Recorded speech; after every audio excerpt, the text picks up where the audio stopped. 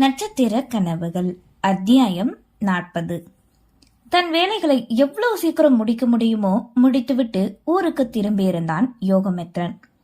இன்னும் ஒரு வாரத்தில் மனைவியின் வளகாப்பு இருக்கவே பெற்றோரோ அதற்கு அதிதீவிரமாக வேலை பார்த்து கொண்டிருப்பதை தெரிந்து கொண்டான். மதியம் போல் வீட்டுக்கு நுழைந்த யோகமித்ரன் யாருமில்லாது போக நேராக தன்னறைக்கு சென்றான். அறையில் டிவியோட மனைவியோ ஒரு புறமாய் படுத்து தூங்கிக் கொண்டிருப்பதை கண்டான்.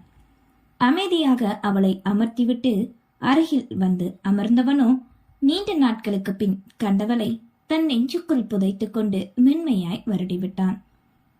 தன்னவனின் தொடுகை ஆழ்ந்த நித்திரையில் இருந்தாலும் உணர்ந்து கொண்ட இளையராணி மெல்ல கண் விழித்தாள். கணவனை கண்டதும் சற்று நகர்ந்து அவனின் மடியில் தலை வைத்துக் கொள்ள தட்டி கொடுத்தான். பகல்ல தூங்க மாட்டேயே, இன்னைக்கு என்ன தூக்கம்? உடம்புக்கு எதுவும் பண்ணுதா? மென்மையாய் கேட்க, இல்ல என்னன்னு தெரியல, படுத்தா உடம்பெல்லாம் அழுத்துற மாதிரி அப்படி ஒரு தூக்கம் வருது. கஷ்டமா இருக்கு படுக்கிறதுக்கேவும். நீங்க ஏன் ஒரு மாதிரியா இருக்கீங்க? ரொம்ப அலைச்சலா? அவனிடம் மேலும் அடைக்கலமாகி கொண்டே கூறினாள். இன்னும் விழித்திறந்து தன்னை முழுதாக காணாதவளோ தன்னை உணர்ந்தே கேட்டுவிட்ட அவளின் அன்பில் உருகித்தான் போனாள். சாரி இல்லையா, என்னால இந்த விஷயத்துல ஒன்னும் பண்ண முடியல. எந்த விஷயத்துல? நான் எவ்வளவு சந்தோஷமா இருக்கேன் தெரியுமா? என் வளகாப்பு அன்னைக்கு என் குடும்பமே இங்க இருக்க மாட்டாங்க. எங்க அவங்க இங்க இருந்து விஷயம் தெரிஞ்சு இங்க வந்து அவமானப்பட்டுருவாங்களோன்னு நினைச்சிட்டு இருந்தேன். அப்படி நடக்காதுன்னு தெரிஞ்சதுக்கு அப்புறம் அவ்வளோ சந்தோஷம். ஏன் எங்க போறாங்கம்மா எல்லாரும்? சென்னைக்கு, தேவா அண்ணன் வரவேற்புக்கு. வளகாப்பு இதுவும் அதுவும் ஒரே நாளா. நான் கும்பிடுற அந்த கடவுள் தான் எனக்கு துணையா இருந்திருக்காரு பாருங்க. இப்போ என் அப்பா அம்மாவே இந்த வளகாப்பு நடத்தினா இவ்வளவு விமர்சனையா நடத்துவாங்களா சொல்லுங்க? ஆனா இப்போ ஏற்பாடெல்லாம் தட்டப்புடலாம் நடக்குது.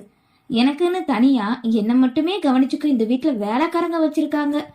ஒரு வேலையும் இல்லாம சொகுசா இருக்கேன் என நடப்பதை பற்றி கூறினாலும் இதனை தன்னால் ஏற்கத்தான் மனம் வரவில்லை என்பதை மட்டும் மறைத்து கொண்டாள். மறைத்தாலும் அதனை கண்டுவிட்ட யோகமித்ரனோ என்ன கவனிச்சாலும் சிறப்பா பண்ணாலும் பெத்தவங்க பண்ண மாதிரி இருக்காது, அவங்க கூட இருந்த மாதிரி இருக்காதுல்ல. மென்மையாய் தன்னோடு அணைத்து கொண்டு கூற நிமிர்ந்து ஆசையோடு தன்னவனை கண்டாள். என்னாச்சுடி, எதுக்கு என்ன எப்படி பாக்குற? நீங்க கிடைக்க நான் ரொம்ப கொடுத்து வச்சிருக்கணும். சரி சொல்லுங்க, இத்தனை நாள் என்ன பண்ணீங்க? சீக்கிரம் மொபைல சரி பண்ணித்தாங்க.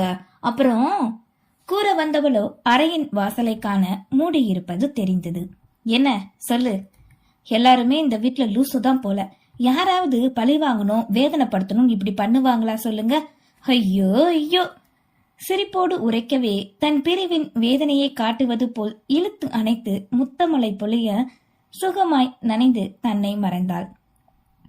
தன் மனம் நடப்பதை நல்ல விதத்தில் நினைத்துக் கொண்டால் தனக்கும் தன் வயிற்றில் வளரும் குழந்தைக்கும் நல்லது என்பதை புரிந்து கொண்டாள் இளையராணி. நாட்கள் செல்ல சென்னைக்கு செல்லவே தேவையான ஏற்பாடுகளை இங்கே செய்ய, அதே நேரம் அங்கே ஒரு வழியாக தங்களின் இன்பமான தேனிலவனை முடித்துக்கொண்டு வீடு வந்து சேர்ந்தனர் ஆதித்தியும் தேவாவும். அன்று இரவு உணவறிந்து முடித்து ஆதிரன் தனக்கு வேலை இருப்பதாக கூறி அவனின் அறைக்கு சென்றுவிட மற்றவர்கள் ஹாலில் அமர்ந்திருந்தனர். அங்கிள், சாரி மாமா, நாளைக்கு நான் ஹாஸ்பிட்டல் வரலான்னு நினைக்கிறேன். 2 வருஷத்துக்கு மேல ஆச்சுல்ல வந்து. தேவா கூற, என்ன அவசரமாப்புல, பொறுமையா உங்களோட ரிசப்ஷன் முடிஞ்சதுக்கு அப்புறம் கூட வரலாமே. இங்க தெரிஞ்ச காலேஜ் ஃப்ரெண்ட இன்வைட் பண்ணலாம்ல. இப்ப நீங்க அதெல்லாம் மொபைல்ல சொல்லிட்டேன் மாமா, கொஞ்சம் பேர் தான். அப்பா விடுங்க, தேவா ஹாஸ்பிட்டல் போறானா போகட்டுமே. சொல்ல போனா நானுமே இன்னும் 2 நாள் போகலாம தான் நினைச்சுக்கிட்டு இருந்தேன். ஆனா பார்லர் போகணும், பர்ச்சேஸ் இருக்கு, அதனால முடியாது. அப்புறம் அப்பா, எல்லாரும் ஸ்டே பண்ண அரேஞ்ச்மெண்ட் எல்லாம் பண்ணிட்டீங்கல்ல? மற்றவங்களுக்கு ஹோட்டல் புக் பண்ணியிருக்கேன், சம்பந்த வீட்டுக்காரங்களுக்கு மட்டும் இங்கேயே தங்கிக்கிடட்டுமா என்றதும் ரிசப்ஷன் அன்னைக்கு மார்னிங் வரதா சொல்லியிருக்காங்க. அங்க எல்லாத்தையும் போட்டுட்டு வர முடியாதுல்ல, அதான். சரி மாப்பிள்ள, ஆனா அதுக்கப்புறம் 2-3 நாளாவது தங்கிட்டு தான் போகணும் அவங்க எல்லாரும், சரியா என்றவரோ இன்னும் சிறிது நேரம் பேச அதித்தியும் அன்னை தந்தை இருவரையும் அமர வைத்து தாங்கள் எடுத்த போட்டோவினை காட்டினாள். ஜோடியாக நின்ற தங்களின் பிள்ளைகள் முகத்தில் இருந்த மகிழ்ச்சிக்கு என்ன வேணாலும் செய்ய தயாராக இருந்தார் பசுபதி. ஒரு வழியாக இதோ அதோ என்று கடந்து விழாவிற்கான முந்தின நாள் வந்துவிட மாலை நேரம் தங்களின் வீட்டிலிருந்து கிளம்ப முடிவெடுத்தனர் சங்கரமூர்த்தியின் வீட்டினர்.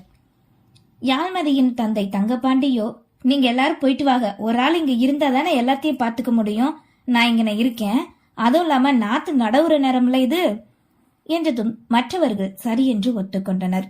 யாழ்மதிக்கு எப்போதும் நீண்ட தூர பயணம் ஒத்துக்கொள்ளாது, அதுவும் பகலில் என்றால் சுத்தமாக ஆகாது என்பதாலே அவள் நலனை எண்ணி இரவு பயணம் மேற்கொண்டனர். அவளோ இளந்திரையன் வருவானே அதற்காக மட்டுமே செல்ல நினைத்தாள். சென்னைக்கு வந்ததும் அப்படியே சென்று விடுவேன் என கூறியிருந்ததை வீட்டார் பலரும் அவளின் காதுபட பேசினர். அதனை எண்ணியே அவளும் விடுமுறை எடுத்து அவனுக்காகவே கிளம்பியிருந்தாள். தமிழ்ச்செல்விக்கு வீக்கெண்ட் விடுமுறை தொடர்ந்து வருவதால் பிரச்சனை இல்லாமல் போனது. காரிலே சென்று விடலாம் என முடிவு செய்து அனைவரும் கிளம்ப கடைசி நொடிதான் வரவில்லை என கூறினார் வேலம்மாள் பாட்டி. என்னம்மா, காலையில கேட்டது கூட நிச்சயமா வரேன், என் பேர பேத்திய நான் ஆசீர்வதிக்கணும் அதுன்னு குதிச்சுக்கிட்டு இருந்த, இப்ப வேண்டான்னு சொல்ற? விஷாலாட்சி தன் அன்னையிடம் கேட்க, ஆமா சொன்னேன், ஆனா இப்ப என்னால வர முடியாது. ஏமா?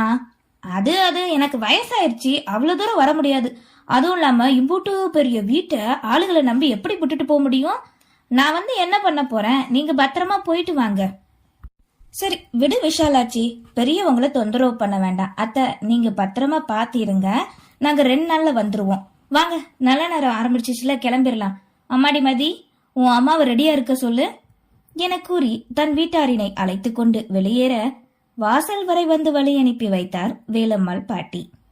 அனைவரும் காரில் ஏற யாழ்மதியோ பாட்டியை கண்டு புன்னகைக்க அவரும் பதிலுக்கு தலையசைத்து வழி அனுப்பி வைத்தார். நல்ல நேரத்தில் அந்த வீட்டினை விட்டு கிளம்ப, ஏய் மதி, எதுக்கு பாட்டி ஒன்ன மட்டும் பார்த்து சிரிச்சு தலையாட்டுச்சு சந்தேகமாய் தமிழ்ச்செல்வி கேட்க, இல்லையே எல்லாரையும் தான் பார்த்தது என்றால் உள்ளுக்குள் நடந்ததை மறைத்துக்கொண்டு. சொந்தக்காரர்கள் அனைவரும் வந்திருக்க நீலகண்டனின் வீடே கோலாகலமாக காட்சி கொடுத்தது. இரவு நேரம் வண்ண விளக்குகள் ஜொலிக்க காலில் அமர்ந்திருந்த இளையராணிக்கு மருதாணி வைத்தனர் சில பெண்கள். இன்னும் சில பெண்மணிகள் வளகாப்பு வளையல்கள் வந்தவர்களுக்கு கொடுத்தனுப்ப வேண்டிய பைகள் தயார் செய்து கொண்டிருந்தனர். யோகமித்ரனோ வந்த விருந்தினருக்கு இரவு உணவிற்கு ஏற்பாடு செய்து வந்தான்.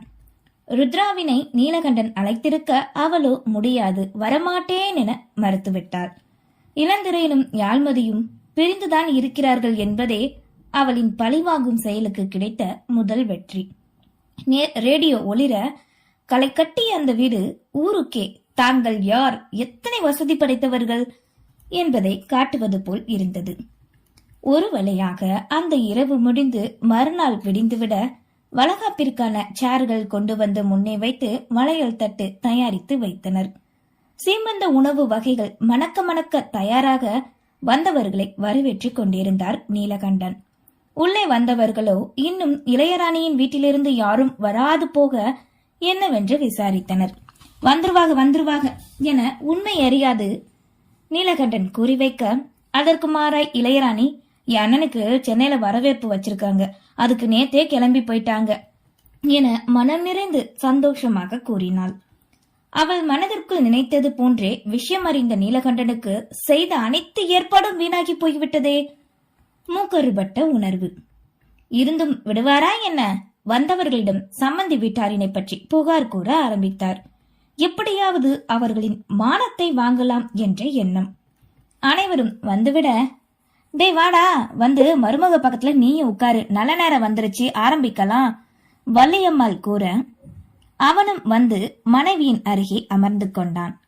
மெரிற்ற வயிற்றோடு தாய்மையின் பொறிப்பில் ஜொலித்துக் கொண்டு அந்த வீட்டின் மருமகளாய் இளையராணி அமர்ந்திருக்க, இந்த அழகுக்கும் ஏற்பாடுக்கும் காரணம் நானே என தெரிவிப்பது போல் அமர்ந்திருந்தான் யோகமித்ரன். விழா ஆரம்பமாக, என்ன நீலகண்டா, உன் சம்பந்தி வீட்டாளுக யாரு வரல, அதுக்குள்ள ஆரம்பிக்கிறீங்களே, அவங்க தானே முதல்ல வந்து இதெல்லாம் செய்யணும் பெரியவர் ஒருவர் கேட்க, அவங்க இங்க இருந்தா தானே வருவாங்க, எங்க போனாக ஏற்பாடெல்லாம் பண்ணிட்டு? தாத்தா, புதுசா கல்யாணம் முடிஞ்ச என் மச்சினனுக்கு வரவேற்பு வச்சிருக்காக சென்னையில, அதுக்குதான் போயிருக்காக எல்லாரும் என யோகமித்ரன் மென்மையாய் கூறினான். ஆனால் நீலகண்டனோ, அவங்களுக்கு பொண்ணு முக்கியம்னு தோணுச்சான், இப்படியா விட்டுட்டு போட்டு போவாக, பையன்தான் முக்கியம் நினைச்சிட்டாங்க. இத்தனைக்கும் இந்த ஏற்பாடெல்லாம் நடக்குன்னு தெரிஞ்சே போயிருக்காக, அதுவும் எப்ப நேத்து சாயங்காலம்.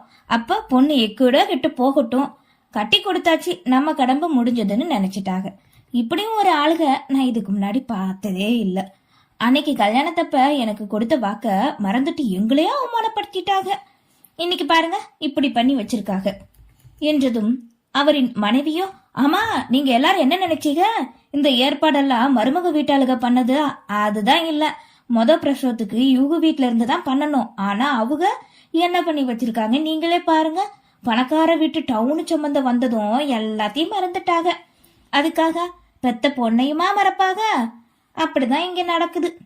இவர் தான் நம்ம வீட்டுக்கு வந்த மருமக சந்தோஷமா வாழணும், குறை இல்லாம செய்ய வேண்டியதெல்லாம் அவங்க செய்யணும்னு செஞ்சிருக்காரு.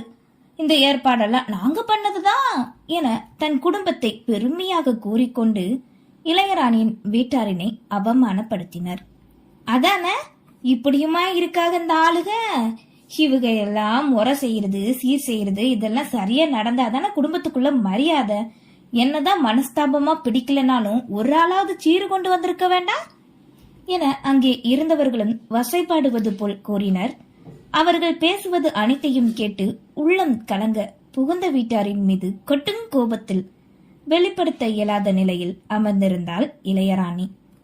இன்னும் சலசலப்பு சத்தம் நிற்காது கேட்டுக்கொண்டிருக்க வெளியோ யாரோ ஒருவர், மருமக வீட்டில இருந்து சீரோட சரியான நேரத்துக்கு வளகாப்புக்கு வந்துட்டாகடோய் என்ற குரல் ஒலிக்க அனைவரும் அதிர்ந்து போய் வெளியே சென்றனர். நன்றி.